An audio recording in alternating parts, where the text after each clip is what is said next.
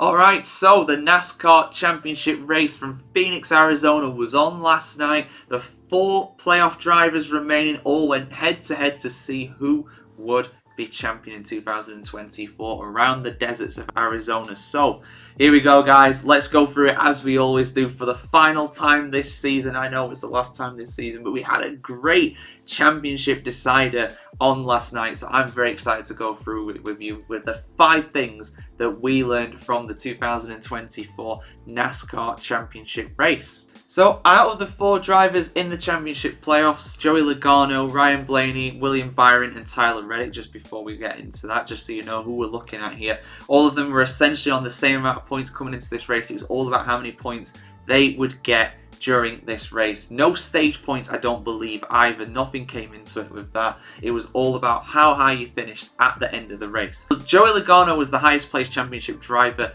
at the start of the race. Martin Truex Jr. got a very good start from the pole position though, but the race did not last very long at all before we had a caution. Ty Gibbs with a nasty crash on the first lap, I think it was, or the second lap, really early on. It was pretty much straight after the start. It seemed like some kind of mechanical issue. I don't know what happened to him really. He just hit the wall a couple of times. Very odd that early into the race to have that many contacts with the wall. So yeah, it seemed like some kind of mechanical issue, and that put him out of the race straight away.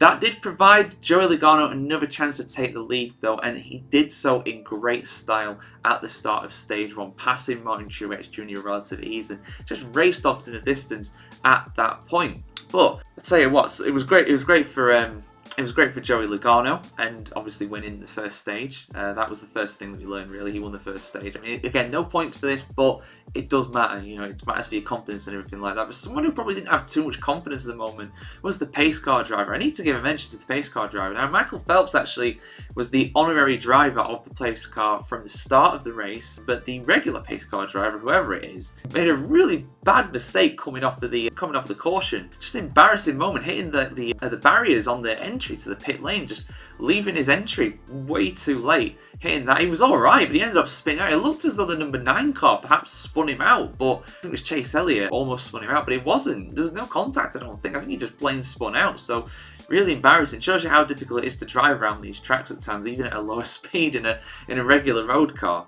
But the third thing that we learned is that Christopher Bell, one of the guys that a lot of people were saying should have been in the playoff final, really. He was having a really good stage too. Joey Logano was cutting through the field as you know, you're kind of expecting to really at that point. He didn't have a good pit stop in between stage 1 and stage 2. I think he lost about 4 or 5 spots. He was making up a lot of them though. He also had another back stop, did Logano as well, because he was trying to avoid the number 7 car coming out of the pits as he went into the pits. I think he was the number 7 pit was actually behind Joey Logano, and there was some controversy around Joey Logano's pit box. Basically, he just got assigned one by NASCAR. I think normally you get to pick them or something, but that was not the case for Logano on this one. But yeah, he managed to avoid that. That could have been a really bad bit of contact for them there. But Ryan Blaney, another championship driver, ended up winning stage 2 as a result of all of that. The fourth thing that we learned in the third stage is that Bell again was leading, again showing why he has had such a good season on the whole, and was very unlucky to miss out on the playoffs. You know, that controversial penalty, of course. I mean, if you want to learn more about that, go and check out my video on that from the time a week ago. But there was a huge battle between Ryan Blaney and Logano for P2. Very much for the championship at that point. You know, whoever's the highest placed playoff driver remaining at the end of the race would become champion, and it was huge between the two of them throughout the rest of the race, really. But it was a really big battle at that point. But William Byron, though, he was trying something different. He was going against, he was going against the normal mold when it came to this. He was very much running longer, trying the alternate strategy. Didn't quite work out for him, but it could have done had he pit about a lap later. As soon as he pit, there was a caution. Zane Smith with a nasty crash, to be fair. Thankfully, I think he's all right. But yeah, really nasty crash into the wall at high speed. But if he pit later on, you never know. He could have won this race. But as it was, he just missed out, unfortunately. Finished in 3rd place overall. Tyler Reddick was 4th place overall in the championship this year. As the 5th thing that we learned is that it was another big battle between Logano and Blaney in the closing stages. Logano just about did enough though. He defended so well from Blaney. There was no dirty lines, there was no aggressive maneuvers. He just knew how to get around that track. I think he was a 3-time winner of the Phoenix, around the Phoenix circuit before this, and now he's a 4-time winner though, because he is the champion for the third time. He joins an elite group of drivers with that as well. Lee Petty, Tony Stewart, Dave Pearson, Cale Yarborough and Darrell Waltrip. He's a 3-time champion in the Cup Series.